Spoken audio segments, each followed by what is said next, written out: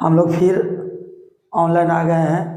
Last video मेरा बना था वीडियो नंबर 69। आज हम लोग कर रहे हैं 70। ठीक है, और बोले भी थे कि हम लोग 5 तारीख से कंटिन्यू करेंगे।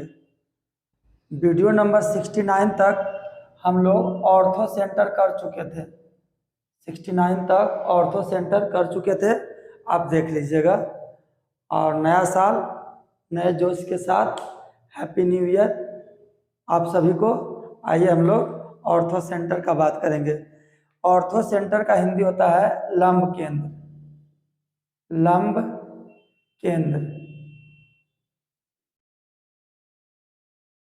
लंब केंद्र बनता है शीर्ष लंब से।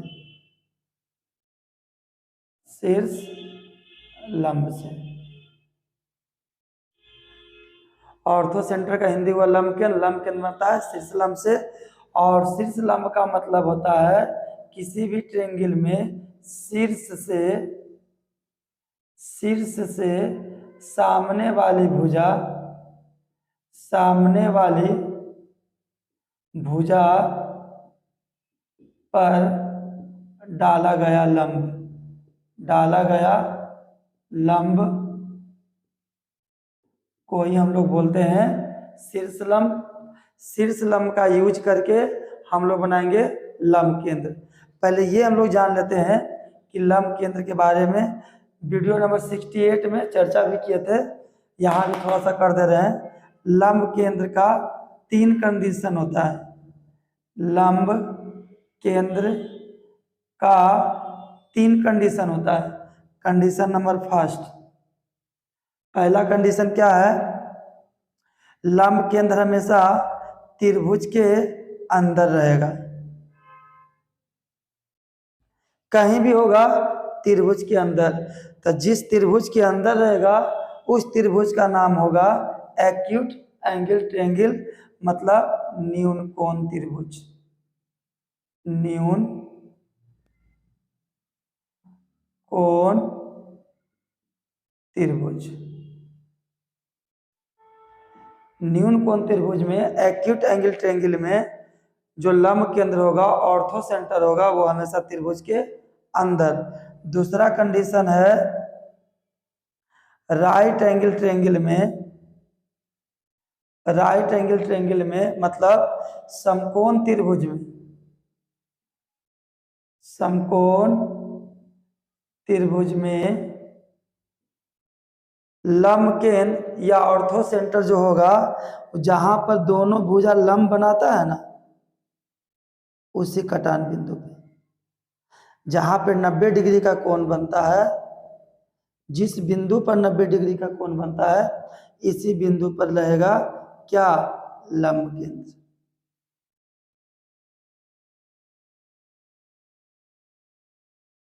इसमें त्रिभुज के अंदर कहीं भी रहेगा, वो अंदर ही रहेगा लंब केंद्र।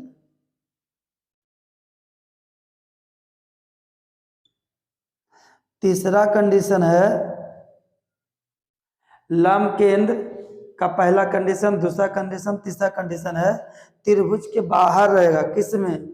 अधिक कोण त्रिभुज में, ऑब्ट्यूज एंगल ट्रायंगल में। ऑब्ट्यूज एंगल ट्रायंगल में ये हो गया अधिक कोण त्रिभुज। वैसा त्रिभुज जिसका एक कोण 90 डिग्री से बड़ा हो, उसे बोलते हैं अधिक कोण त्रिभुज। इस त्रिभुज का नाम है अधिक कोण त्रिभुज। अधिक कोण त्रिभुज। इस त्रिभुज में ये जहां भी त्रिभुज रहा होगा, ABC त्रिभुज रहा होगा, इस अधिक कोण त्रिभुज में कहीं पर बाहर में रहेगा, यही होगा लंब केंद्र। लंब केंद्र मतलब ऑर्थो सेंटर, लंब केंद्र 3 कंडीशन में होता है। पहला कंडीशन त्रिभुज के अंदर, दूसरा कंडीशन त्रिभुज समकोण त्रिभुज में समकोण बनाने वाली शीर्ष पर, और तीसरा कंडीशन होता है त्रिभुज के बाहर। हम लोग बारी बारी से इसका चर्चा कर रहे हैं। ठीक है, हम इधर इसको इरेज करके हम इसमें दिखाते हैं कि न्यून कोण त्रिभुज में अंदर कैसे होता है। ये कोई त्रिभुज है, ऐसे न्यून कोण त्रिभुज। वैसा त्रिभुज जिसका तीनों कोण न्यून कोण हो उसे न्यून कोण त्रिभुज कहते हैं। यह हो गया न्यून कोण त्रिभुज, ये इसका कंडीशन ले रहे हैं न्यून कोण त्रिभुज का। क्या करेंगे, इसमें शीर्ष लंब का यूज हुआ था, अभी बताए थे शीर्ष लंब का।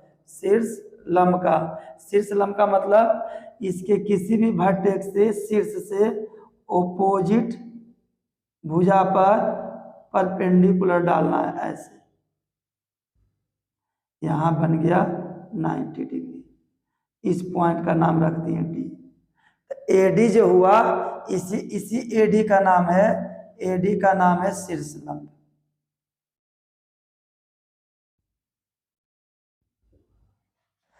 एक वर्टेक्स एक भुजा का यूज किए तो एक शीर्ष लंब आया। फिर अभी मेरे पास दो वर्टेक्स यानी शीर्ष बचा हुआ उसका भी यूज करेंगे। अगर हम बी से सामने वाली भुजा पर परपेंडिकुलर डाल दें, ये 90 डिग्री, और जहां पर कट किया उस पॉइंट का नाम अगर रख दें ई, तब मेरा बी जो हो गया शीर्ष लंब, क्योंकि शीर्ष से डाला गया लंब शीर्ष लंब। अब ये दोनों शीर्ष लंब, ऐसे तो तीनों शीर्ष लंब होता है, इसको भी आगे बढ़ाइएगा ना तो इसी से कट करेगा। तो हमको इंटरसेक्शन पॉइंट मिलना चाहिए, कटिंग पॉइंट मिलना चाहिए, दोनों कट कर दिया इस पॉइंट पे। तो जिस त्रिभुज का शीर्ष लंब जिस बिंदु पर कट करता है उसी कटान बिंदु को लंब केंद्र बोला जाता है। इसी बिंदु को हम लोग बोलेंगे, इस बिंदु को हम लोग बोलेंगे लंब केंद्र, लंब केंद्र।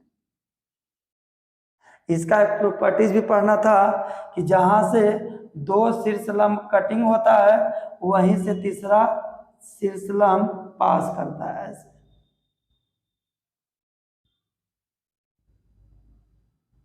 तीसरा यहीं से पास करेगा, ये कहां पर बनेगा 90 डिग्री, इसी भुजा का नाम रख दिए जहां पर कट किया एफ।